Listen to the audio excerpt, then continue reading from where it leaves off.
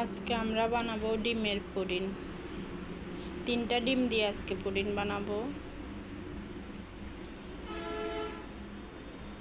প্রথমে 3টা ডিম নিয়ে নিচ্ছি।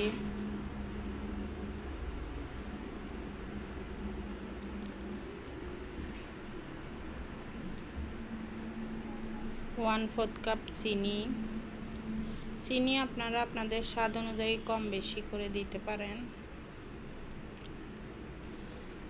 এবার ভালো করে মিক্স করে নিব। আমি প্রায় 4-5 মিনিট মতো এটা ভালো করে ফেটে নিয়েছি।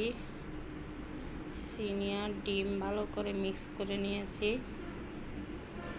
এবার এখানে দিয়ে দিব মেজারমেন্ট কাপের 1 কাপ দুধ। দুধটা আমি জাল করে ঘন করে নিয়েছিলাম।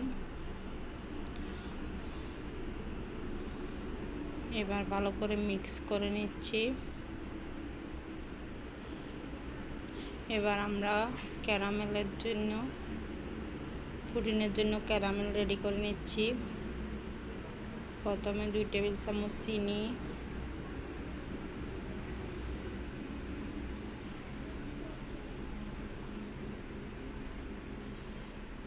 1 টেবিল চামচ পানি দিয়ে ক্যারামেলটা মিডিয়াম আছে করে নিব।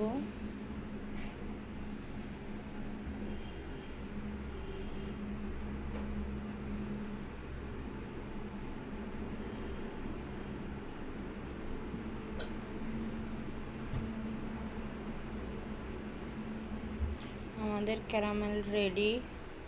আমি আজকে পুডিংটা রাইস কুকারে বানাবো, তাই রাইস কুকারে আগে থেকে পানি গরম করে নিয়েছি। এটা মিশ্রণটা চালনির সাথে চেলে নিচ্ছি।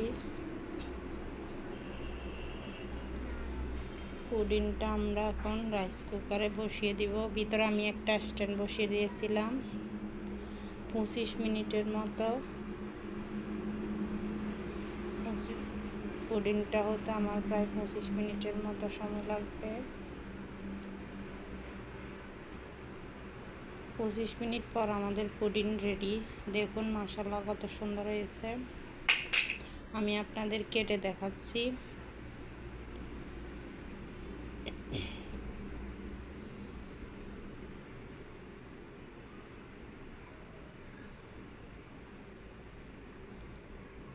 দেখুন কত সুন্দর হয়েছে।